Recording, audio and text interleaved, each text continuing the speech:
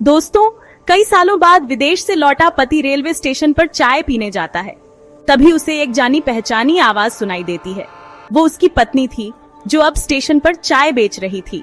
हैरान पति को पता चलता है कि उसकी गैर मौजूदगी में उसके भाई और कुछ भ्रष्ट अफसरों ने उसकी पत्नी को घर से निकाल दिया और उस पर झूठा केस डालने की भी कोशिश की। दोस्तों, पति ने फिर उस पत्नी के साथ जो किया, उसको जानने के लिए वीडियो में अंत तक बने रहना। सुबह के 7 बजे थे। दिल्ली रेलवे स्टेशन की भीड़ अपने चरम पर थी। लोग अपनी अपनी मंजिल की ओर भाग रहे थे। कहीं किसी ट्रेन का ऐलान हो रहा था, कहीं कुलियों की आवाजें गूंज रही थीं और कहीं चाय वालों की चीख पुकार थी। चाय ले लो, चाय, गर्मा गर्म चाय। ठंड के मौसम में स्टेशन पर हल्की सी धुंध फैली हुई थी। यात्रियों की सांसें भाप बनकर हवा में घुल रही थी। इसी भीड़ में एक व्यक्ति धीमे कदमों से प्लेटफॉर्म नंबर 4 पर उतरा। उसकी आंखों में थकावट थी, चेहरे पर गहराई से किए गए अनुभव और चाल में एक अजीब सी बेचैनी। उसका नाम था विवेक शुक्ला। 5 साल पहले अपने गांव और पत्नी को छोड़कर कुवैत गया था, भविष्य बनाने, पैसा कमाने, सपने पूरे करने। लेकिन उस चकाचौंध के पीछे एक बहुत बड़ी कीमत चुकानी पड़ी थी, अपनों से दूरी। विवेक के हाथ में एक पुराना सूटकेस था और कंधे पर एक बैग। उसने चारों तरफ देखा। स्टेशन तो वैसा ही था, लेकिन कुछ बदला बदला सा लग रहा था, जैसे रिश्तों की गर्माहट अब सिर्फ यादों में बची हो। प्लेटफॉर्म के आखिरी छोर पर पहुंचते ही उसकी नजर एक छोटे से स्टॉल पर पड़ी। वहां एक औरत स्टील के केतली से चाय कपों में भर रही थी। उसका चेहरा केतली की भाप से छिपा हुआ था, लेकिन उसकी आवाज, चाय ले लो, चाय, गर्मा गर्म चाय। विवेक के कदम ठिठक गए। वो आवाज कलेजा जैसे एक पल को रुक गया। वो आवाज कहीं सुनी सुनी सी लगी। एक पल को उसने अपनी आंखें बंद की और ध्यान लगाया। आवाज फिर आई, चाय ले लो बाबूजी, चाय। विवेक ने तुरंत मुड़कर देखा। उस महिला का चेहरा अब साफ दिखाई दे रहा था। भाप के पीछे से उभरी वह आंखें, वह चेहरे की मासूमियत। संध्या, उसके होंठ बुदबुदाए। वो उसकी पत्नी थी। वो संध्या जिसे वह 5 साल पहले छोड़कर गया था। उस वक्त सुंदर, सजी संवरी, पढ़ी लिखी, आत्मविश्वासी महिला अब स्टेशन पर फटी साड़ी में चाय बेच रही थी। बाल उलझे हुए, चेहरा थका हुआ, लेकिन आंखों में वही दृढ़ता थी। विवेक के हाथ से सूटकेस गिर गया। वह बुत बनकर वहीं खड़ा रह गया। दुनिया थम सी गई थी। प्लेटफॉर्म पर भागती भीड़, ट्रेनों की आवाजें, लोगों की चिल्लाहटें, सब शून्य में बदल गईं। बस वह आवाज, वो पहचान और वह संध्या। यह क्या हो गया? विवेक के मन में तूफान उठ रहा था। वह अपनी जगह से हिला नहीं। उसे यकीन ही नहीं हो रहा था कि उसकी पत्नी, जो कभी उनके छोटे से घर की रानी थी, आज स्टेशन पर चाय बेचने को मजबूर हो गई थी। उसकी आंखों में कई सवाल थे, लेकिन जवाब शायद आने वाले दिनों में मिलते। संध्या वो नाम नहीं, एक पूरा संसार था विवेक के लिए। 5 साल पहले जब विवेक को कुवैत में नौकरी का ऑफर मिला था, तब उसने संध्या से वादा किया था, 1 साल, सिर्फ 1 साल के लिए जा रहा हूँ, उसके बाद तुम्हें भी ले जाऊंगा, हम साथ रहेंगे, खुश रहेंगे, अपने सपनों का घर बनाएंगे। लेकिन वह 1 साल कभी खत्म ही नहीं हुआ। विवेक के जाने के बाद संध्या अकेली पड़ गई थी। ससुर जी की मृत्यु पहले ही हो चुकी थी। घर की जिम्मेदारी विवेक के बड़े भाई सुरेश और भाभी रेखा के हाथ में थी। शुरू में सब ठीक चला। संध्या ने घर के छोटे मोटे कामों में हाथ बटाया, खेती की देखरेख की, बैंक से जुड़े कागज संभाले और अपने सास ससुर की यादों को संजोए रखा। लेकिन जैसे जैसे महीने बीतते गए, भाई भाभी का व्यवहार बदलने लगा। सुरेश और रेखा को धीरे धीरे यह बात चुभने लगी कि संध्या अकेली औरत होकर भी घर के फैसलों में बोलती है। उन्हें लगा कि विवेक का विदेश जाना उनके लिए अवसर है, जमीन पर कब्जा करने, बैंक के खातों को खाली करने और उस घर को पूरी तरह अपने नियंत्रण में लेने का। रेखा ने धीरे धीरे मोहल्ले में अफवाहें उड़ानी शुरू की।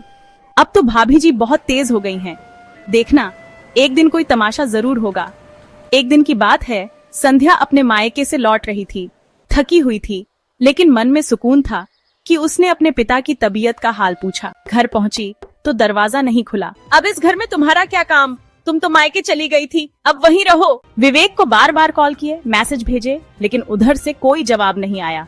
दरअसल सुरेश ने विवेक से झूठ कहा था कि संध्या किसी और के साथ भाग गई। संध्या टूटी नहीं, अपनों के धोखे से जरूर गिरी, लेकिन उठने का साहस बचा था उसके पास। वह दिल्ली आ गई, एक नए नाम, नए चेहरे और अनगिनत आंसुओं के साथ।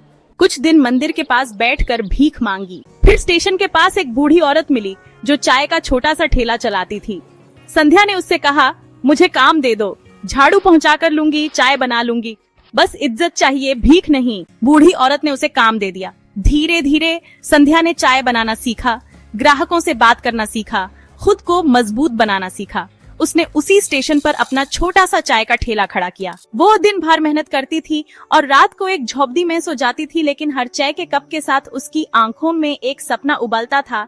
विवेक एक दिन लौटेगा और सच सबके सामने आएगा। वो हर सुबह स्टेशन पर उस आवाज को दोहराती थी, चाय ले लो, चाय, गर्मा गर्म चाय, क्योंकि उसे यकीन था उसकी आवाज एक दिन उसके अतीत को खींच लाएगी। संध्या की आंखों में न आंसुओं की जगह आग थी, उस आग की जो विश्वासघात से झलकर भागती थी, उस आग की जो इंसाफ की तलाश में लपेट बन चुकी थी। दिल्ली का रेलवे स्टेशन अब उसके जीवन का रणक्षेत्र था और चाय का थैला उसका अस्त्र। संध्या हर सुबह सबसे पहले आती, अपने थैले को पोंछती, पानी गर्म करती और अदरक मसालों की खुशबू वाली चाय तैयार करती। उसने चाय को बस पे नहीं, अनुभव बना दिया था।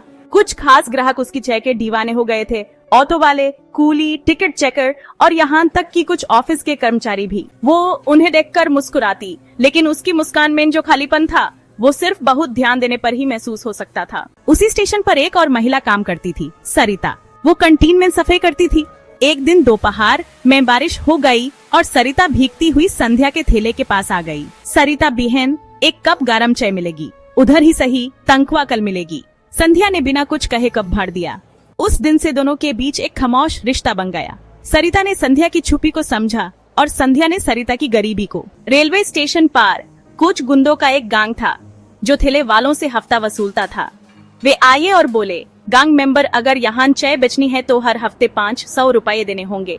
संध्या ने पहली बार सिर उठाकर उनकी आंखों में देखा और कहा, संध्या, मेहनत की कमी पर किसी का हक नहीं होता, मैं नहीं दूंगी। उस रात उन्होंने उसका थैला तोड़ दिया, गरम चाय का केतली गिरा दी गई, सामान बिखर दिया गया। सरिता ने आकर संभाला। संध्या का चेहरा शांत था, लेकिन आंखों में तूफान था। अगले दिन उसने फिर से थैला खड़ा किया, पुराने डिब्बों में बची खुची चीजें जमा की, उधारी से दूध लिया और चाय बनाना शुरू किया। उसी दिन एक बुजुर्ग रेलवे पुलिस ऑफिसर चाय पीने आया। उसने सब देखा और संध्या से पूछा, पुलिस ऑफिसर डर नहीं लगता? संध्या डरती थी, अब लड़ना सीखा है। वो ऑफिसर हर दिन उसकी चाय पीने आने लगा। एक दिन उसने मदद की पेशकश की, पर संध्या ने मना कर दिया। संध्या, जब लड़ाई खुद की हो तो हथियार भी अपने ही होने चाहिए। लेकिन ऑफिसर ने बिना बताए स्टेशन मास्टर से बात की।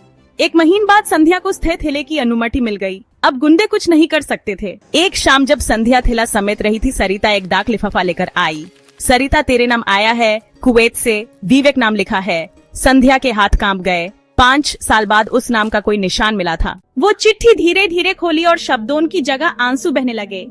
विवेक ने लिखा था, विवेक, मैं लौट रहा हूँ, संध्या तेरे बिना अधूरा हूँ। मुझे माफ कर देना अगर किसी ने मेरे नाम से तुझे धोखा दिया हो, मैं सब ठीक करूँगा। संध्या ने चिट्ठी को सीने से लगाया और कहा, संध्या, अब वक्त है सच्चाई को सामने लाने का और अपनी आवाज को पहचान दिलाने का। रेलवे स्टेशन की भीड़ हमेशा की तरह दौड़ रही थी, लेकिन संध्या के मन में एक गहरा सन्नाटा था।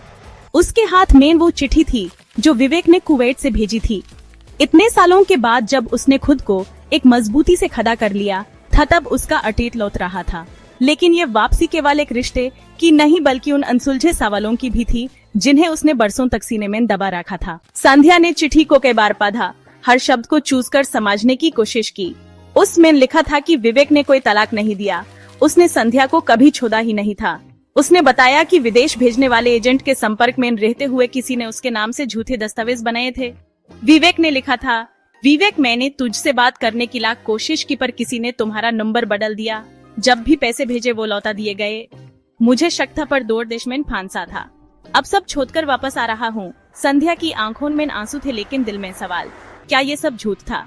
क्या कोई उसके जीवन को जानबूझकर बर्बाद करना चाहता था? उसकी सुख में सबसे पहले नाम आया प्रमोद, विवेक का चचेरा भाई। जब विवेक विदेश गया था, प्रमोद ही था जो हर महीने पैसे लाता और खबरें देता। वही था जिसने संध्या को एक दिन कागज दिखाकर कहा था, प्रमोद, ये तलाक का कागज है, विवेक अब कभी वापस नहीं आएगा। उसी रात संध्या को घर से निकाल दिया गया था। उसी दिन से उसका संघर्ष शुरू हुआ था। अब ये समझ आ रहा था कि प्रमोद ने कुछ छुपाया था। सरिता ने देखा कि संध्या कुछ दिनों से बहुत चुप है। उसने पूछा, सरिता, कुछ बात है क्या? संध्या ने पहली बार पूरी बात बताई। सरिता सन रह गई। सरिता बहन, अब अगर तू चुप रही तो वो सब सच कभी सामने नहीं आएगा। तुझे अपने सच को साबित करना होगा। संध्या ने सिर हिलाया। संध्या, मैं उसे सामना करूंगी।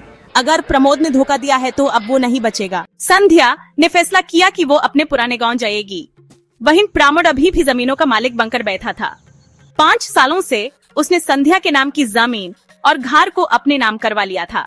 स्टेशन पर काम कर रही सरिता और कुछ और साथियों ने उसके किराए और यात्रा के लिए पैसे जुटाए। रेलवे का एक टीटी जो रोज उसकी चाय पीता था, उस प्लेटफॉर्म टिकट और रिजर्वेशन में मदद कर गया। संध्या को गुस्सा नहीं आया, बल्कि एक चुप्पी और मजबूत हो गई। वो सीधे पंचायत भवन पहुंची, जहां कुछ पुराने जानकर लोग उस पहचान गए। जब उन्होंने उसकी हालत और कहानी सुनी तो एक बुजुर्ग ने कहा, एल्डर बिटिया, तेरे साथ बहुत बड़ा धोखा हुआ है।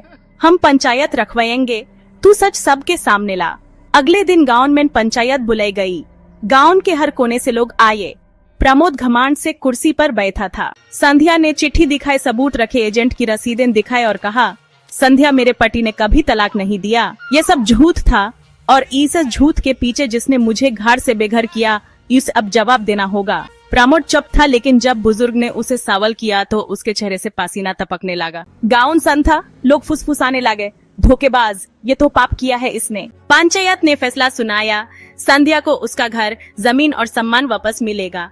प्रमोद को माफी मांगनी पड़ी और गांव में उसकी प्रतिष्ठा मिट्टी में मिल गई। संध्या के चेहरे पर हल्की सी मुस्कान थी। ये जीत सिर्फ कानूनी या सामाजिक नहीं थी, ये उसकी आत्मा की जीत थी। अब वो फिर से दिल्ली लौटने को तैयार थी, लेकिन इस बार वो सिर्फ चाय वाली नहीं थी, वो एक मिसाल बन चुकी थी। दिल्ली लौटने की ट्रेन जब प्लेटफॉर्म पर पहुंची तो संध्या के मन में पहले जैसी घबराहट नहीं थी। इस बार उसका सर ऊंचा था और कंधे आत्मविश्वास से भरे। गांव की पंचायत में मिली न्याय की भावना ने उसकी आत्मा को जैसे कोई नई ऊर्जा दी थी। लेकिन वापसी के साथ ही अब एक नया सवाल खड़ा था, क्या अब वो फिर से वही चाय वाली बनेगी या कुछ और? संध्या जब वापस अपने चाय के खोखे पर पहुंची तो वहां खड़े कुछ लोगों ने ताली बजाई। चाय वाली दीदी अब हीरोइन बन गई है।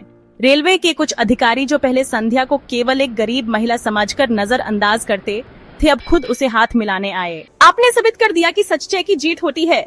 संध्या ने विनम्रता से सिर झुकाया, लेकिन उसकी आंखों में अब भविष्य के लिए चमक थी। उसी स्टेशन पर उस दिन एक पत्रकार खड़ा था, रवि मेहरा, जो समाज की अनसुनी कहानियों को उजागर करता था। उसने संध्या की कहानी सुनी और तुरंत अपनी टीम के साथ उसका साक्षात्कार लिया। संध्या ने हल्के से मुस्कुरा कर कहा, क्योंकि मेरी चाय में कभी सिर्फ पट्टी नहीं रही, उसमें उम्मीद भी घुली होती है। उस दिन शाम तक संध्या का वीडियो सोशल मीडिया पर वायरल हो चुका था।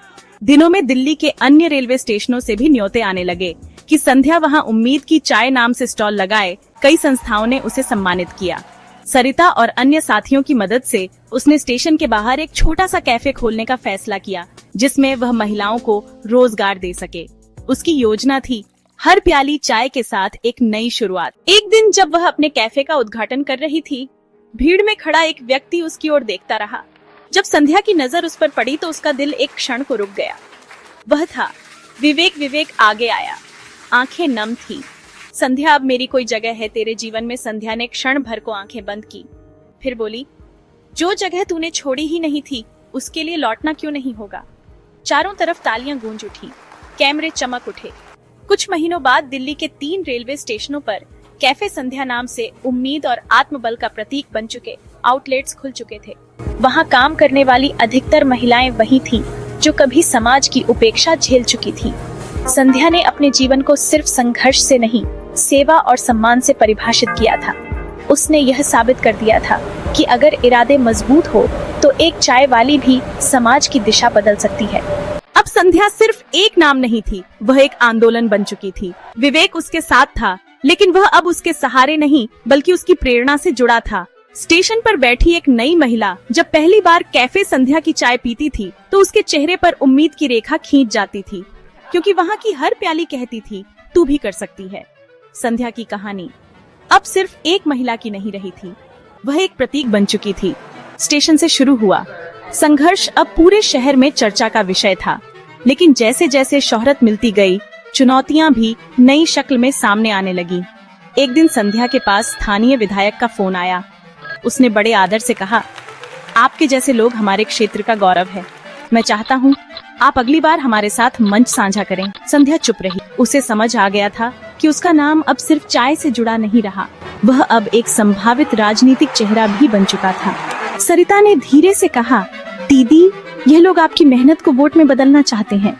संध्या मुस्कुराई, तो क्या हम अपने जैसे लोगों की आवाज बन जाए? सरिता संध्या ने अगला कदम सोच समझकर उठाया। उसने कैफे की आमदनी से एक प्रशिक्षण केंद्र शुरू किया, जहां गरीब और पीड़ित महिलाओं को सिलाई कढ़ाई, ब्यूटी पार्लर और छोटे व्यवसाय की ट्रेनिंग दी जाती थी। नाम रखा गया नई राह। हर हफ्ते वहां 20 से अधिक महिलाएं सीखने आती। उनमें से कुछ ने अपने खुद के छोटे स्टॉल खोल लिए। संध्या का सपना अब सामूहिक हो चुका था। एक प्रसिद्ध न्यूज चैनल ने संध्या पर डॉक्यूमेंट्री बनाई। जैसे ही यह प्रसारित हुआ, उसके पास सहयोग के प्रस्तावों की बाढ़ आ गई। लेकिन इसके साथ ही कुछ पुराने दुश्मन फिर से जाग गए। एक रात नई राह केंद्र के बाहर एक ईंट फेंकी गई। एक धमकी भरा पत्र भी मिला। बहुत उड़ान भर ली है, अब उतरने का वक्त है। विवेक ने चिंता से पूछा, तुम रुक जाओगी? संध्या की आंखों में आग थी। जिस रास्ते पर डर से रुक जाए वो राह ही नहीं होती। अब स्कूल और कॉलेज में संध्या को बुलाया जाने लगा। छात्र छात्राएं जब उसकी कहानी सुनते तो तालियों से सभागार गूंज जाता। एक छात्रा ने पूछा, दीदी आपको सबसे ज्यादा ताकत कहाँ से मिलती है? संध्या बोली, अपने अतीत से जहाँ गिरकर उठना सीखा वही मेरी सबसे बड़ी ताकत है। बदलाव अब व्यक्ति तक सीमित नहीं था, ये समाज में फैलने लगा था। स्टेशन की चाय अब भी वही थी, लेकिन उसमें अब एक पूरी पीढ़ी की प्रेरणा घुल चुकी थी। संध्या का जीवन अब उस मोड़ पर पहुंच चुका था जहां उसके हर निर्णय की गूंज समाज में सुनाई देने लगी थी। कैफे संध्या और नई राह प्रशिक्षण केंद्र की सफलता ने उसे एक प्रेरणा बना दिया था, लेकिन हर रोशनी के पीछे छाया भी होती है। अब वह छाया धीरे धीरे सामने आने लगी थी। एक दिन संध्या को एक अधेड़ उम्र की महिला मिली, जिसकी आंखों में कुछ छिपा हुआ सा था। वह बोली, आप मुझे नहीं पहचानेंगी, लेकिन मैं उस घर से हूँ जहाँ से आपके पति को दुबई भेजा गया था। संध्या का चेहरा सख्त हो गया। क्या मतलब? आपके पति को धोखे से फंसाकर भेजा गया था?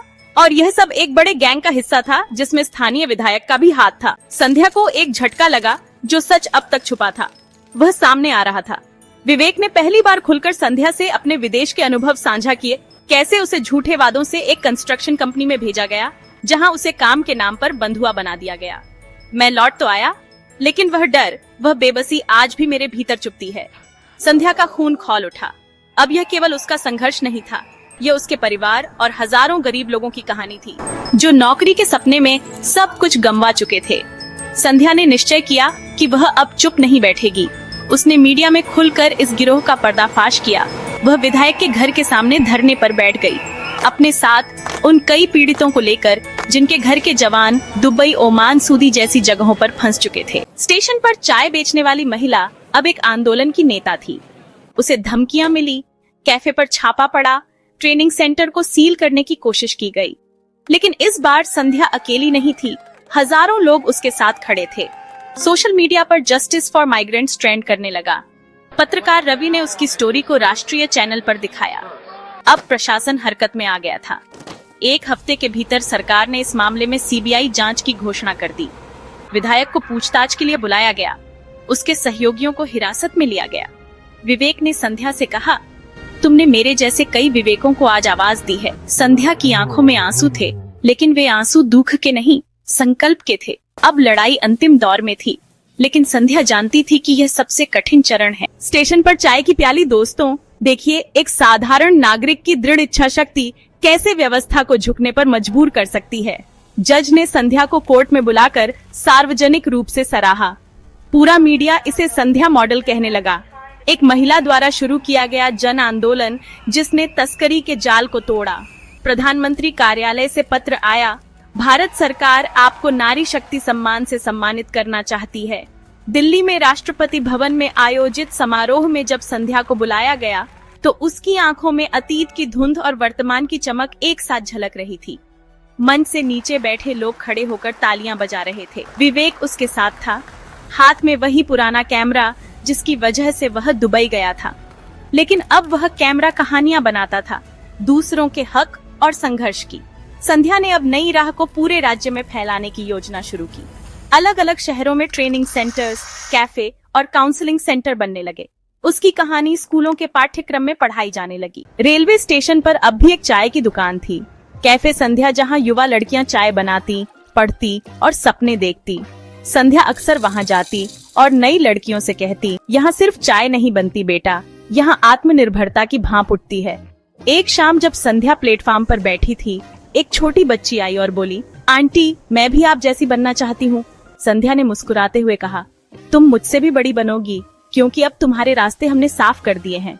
वह बच्ची चाय की प्याली लिए मुस्कुराते हुए चली गई। संध्या ने आसमान की ओर देखा, जहाँ तारे नहीं, उम्मीदें चमक रही थीं। दोस्तों, इस वीडियो में बस इतना ही। अगर आपको यह वीडियो पसंद आया हो तो इसे लाइक करना बिल्कुल ना भूलें। आपका एक लाइक हमें और बेहतरीन कंटेंट बनाने की प्रेरणा देता है। इस वीडियो को अपने दोस्तों और परिवार के साथ शेयर करें। हो सकता है यह वीडियो किसी की मदद कर सके। अगर आप हमारे चैनल पर नए हैं तो जल्दी से सब्सक्राइब कर लें, क्योंकि हम आपके लिए ऐसी ही जबरदस्त जानकारी लाते रहते हैं। सब्सक्राइब करने के बाद बेल आइकन जरूर दबाएं, ताकि आपको हमारी हर नई वीडियो की नोटिफिकेशन मिले। हम पूरी कोशिश करते हैं कि आपको बेहतरीन कंटेंट दें। आपके सुझाव हमारे लिए बेहद खास हैं। कमेंट में हमें जरूर बताएं कि आपको ये वीडियो कैसा लगा। इस वीडियो को देखने के लिए आपका दिल से धन्यवाद। आप हमारे लिए सिर्फ दर्शक नहीं, परिवार हैं। हमारा मकसद सिर्फ जानकारी देना नहीं, बल्कि आपके जीवन में सकारात्मक बदलाव लाना है। इसलिए वीडियो को पूरा देखें और सीखें। कुछ नया करने का जज्बा हमेशा बनाए रखें। कभी हार मत मानिए, क्योंकि हार के बाद ही जीत होती है। मेहनत करते रहिए और खुद पर भरोसा रखिए। हर दिन कुछ नया सीखिए और दूसरों को भी सिखाइए। इसी सोच के साथ हम आपसे विदा लेते हैं। अगली वीडियो में फिर मिलेंगे नई जानकारी और नए जोश के साथ। तब तक खुश रहें, सुरक्षित रहें और सीखते रहें। मिलते हैं अगली वीडियो में।